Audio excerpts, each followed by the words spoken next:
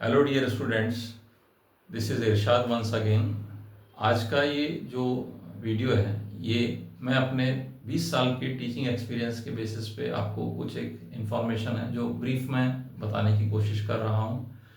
NEET का exam कल हुआ, सबने अपने अपने पूरे 100% एफर्ट्स दिए, लेकिन कुछ स्टूडेंट्स से कई बार कुछ कमी रह जाती है।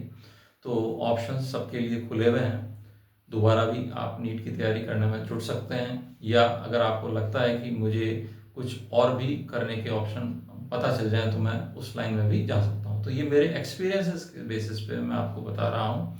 जो आने वाली स्लाइड्स हैं जो आप देखेंगे, इनमें ये बताने की कोशिश की गई है कि और कौन कौन से फील्ड्स हैं जिसमें आप एंट्री करके और अपने फ्यूचर को एक सही डायरेक्शन दे सकते हैं। Please watch.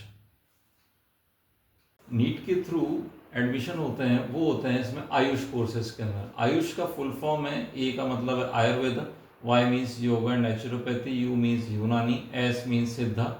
सिद्धा is nothing but a combination of all this Ayurveda, yoga and naturopathy. Similarly, homeopathy, BHMS. These degrees can also be obtained by appearing NEET exam.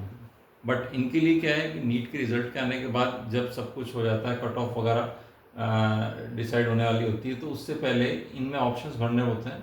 ये गवर्नमेंट कॉलेजेस भी हैं और इसके अंदर प्राइवेट कॉलेजेस भी हैं, उनमें एडमिशन होता है नीट के स्कोर के थ्रू ही होता है।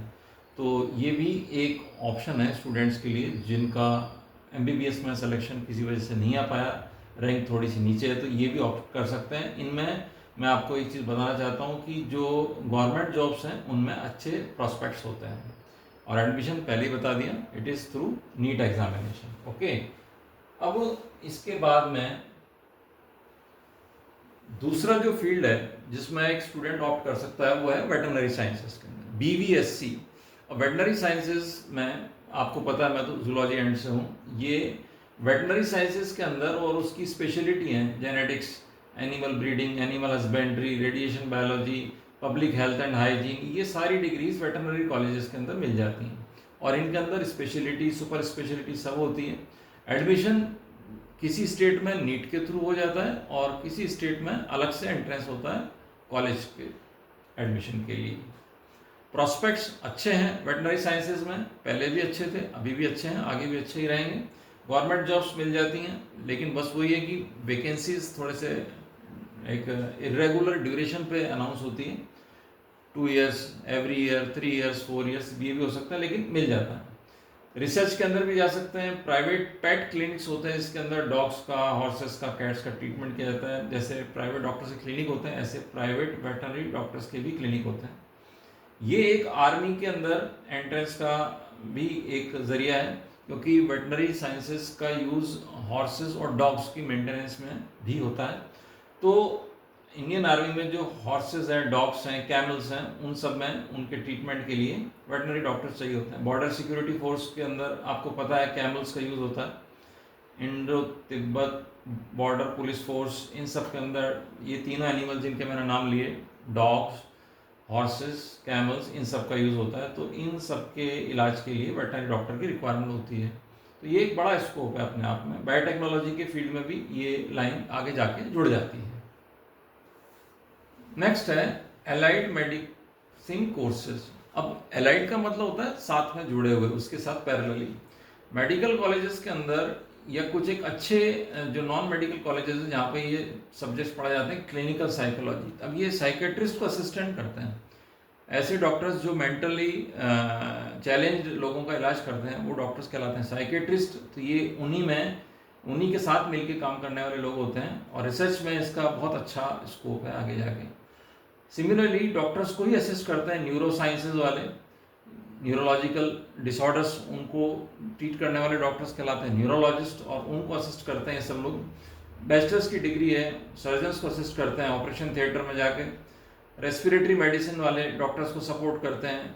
एनेस्थीसिया यानी कि जो बेहोश करने वाले डॉक्टर्स हैं, जो वेंटिलेटर रन करते हैं हॉस्पिटल्स के अंदर, क्रिटिकल केयर की जो यूनिट होती है हॉस्पिटल के अंदर, उसमें समय ये जो फील्ड है काफ़ी ज़्यादा स्कोप है इसका। Similarly bachelor in medical laboratory technology, एक डिग्री का नाम है MLT या DMLT। ये लैब टेक्नीशियन बनाने के लिए, जिसमें सारी ब्लड से रिलेटेड टेस्ट होते हैं, यूरिन से रिलेटेड और दूसरे भी टेस्ट होते हैं, वो सब चीज़ इसमें सिखाई जाती है। ये सब कोर्सेज का ड्यूरेशन अलग अलग है और सबके अंदर एंट्रेंस प्राइवेट भी है और गवर्नमेंट कॉलेजेस के अंदर भी होती है। एंट्रेंस हर स्टेट में अलग अलग तरीके से होती है। एक ये लास्ट में लिख रखा है, लेकिन ये बहुत ही ब्राइट फ्यूचर वाला फील्ड है फिजियोथेरेपी का। फिजियोथेरेपिस्ट की रिक्वायरमेंट ऑर्थोपेडिक डिपार्टमेंट को भी होती है रिहेबिलिटेशन के लिए। अगर किसी के पास में एक्सपीरियंस हो कि एक व्यक्ति जिसका एक्सीडेंट हो गया है तो उसको रिहेबिलिटेट करना है, जॉइंट्स आगे जाके स्टिफ हो जाते हैं, तो उसके लिए फिजियोथेरेपिस्ट चाहिए। न्यूरोलॉजिस्ट जो डॉक्टर्स होते हैं, न्यूरो फिजिशियन, न्यूरो सर्जन, उनको भी बॉडी की एक्टिविटी को वापस से रिस्टोर करने के लिए फिजियोथेरेपी की ज़रूरत पड़ती है। Chronic low back pain, chronic knee pain, इस तरह के जो क्रोनिक डिजीजेज हैं उन सब के अंदर फिजियोथेरेपिस्ट चाहिए होता है। स्पोर्ट्स इंजरीज उनके ट्रीटमेंट के लिए चाहिए होता है। तो ये एक बहुत बड़ा फील्ड है अपने आप में।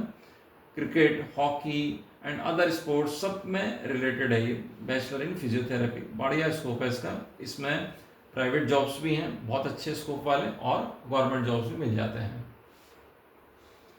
ये 4th नंबर पे आ रहा है कोर्सेज इन एग्रीकल्चरल साइंसेज। अब एक सबने नाम सुन रखा है Indian council of agriculture research, तो उसके थ्रू भी एडमिशन होता है, और जो प्राइवेट कॉलेजेस हैं उनमें सेपरेट इंडिपेंडेंटली 12th के मार्क्स के बेसिस पे इनमें एडमिशन होता है। बस इसमें यही है कि फ्यूचर तो अच्छा है, लेकिन कंपटीशन सब जगह आपको आगे भी फेस करना पड़ेगा।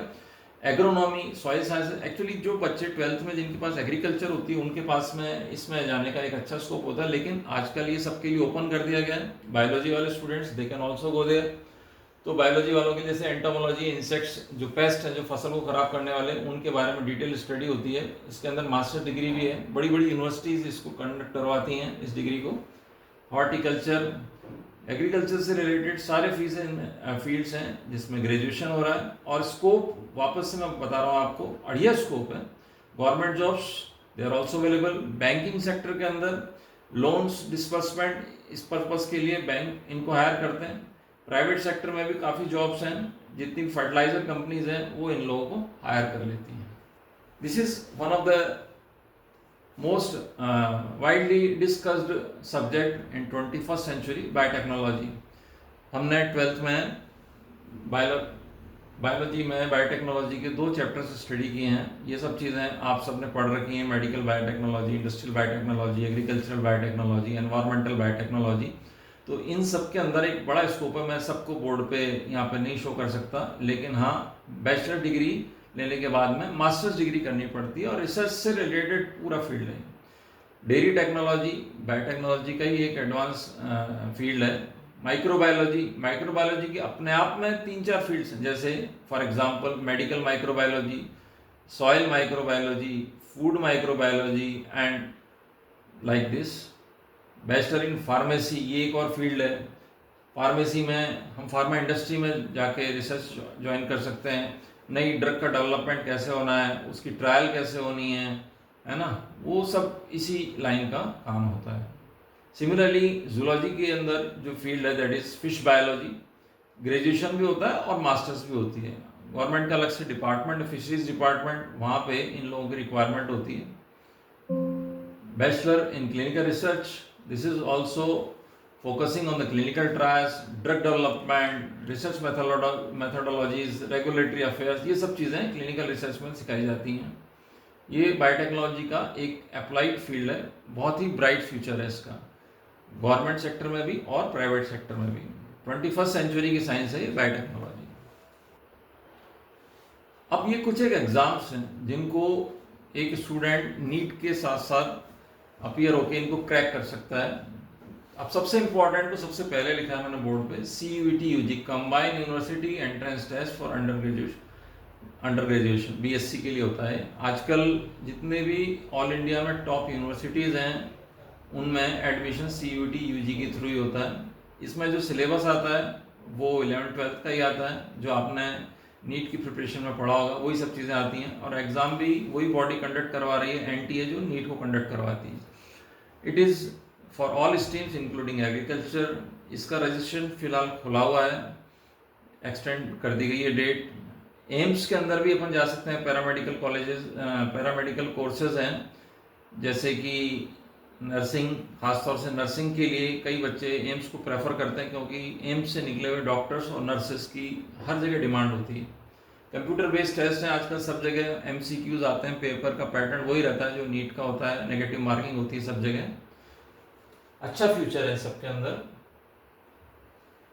एक ये बहुत ही बढ़िया चीज़ है आइजर, Indian institute of science education research. ये इंडियन इंस्टीट्यूट ऑफ साइंस जो बेंगलोर का है, उन्होंने एफिलिएशन दे रखे हैं ऑल ओवर इंडिया, इनके टॉप कॉलेजेस हैं, और उसमें 2 तरह के कोर्स रन किए जाते हैं। एक कोर्स होता है 5 year BSMS, bachelor in science, master in science, और एक होता है 4 years bachelor in science programme.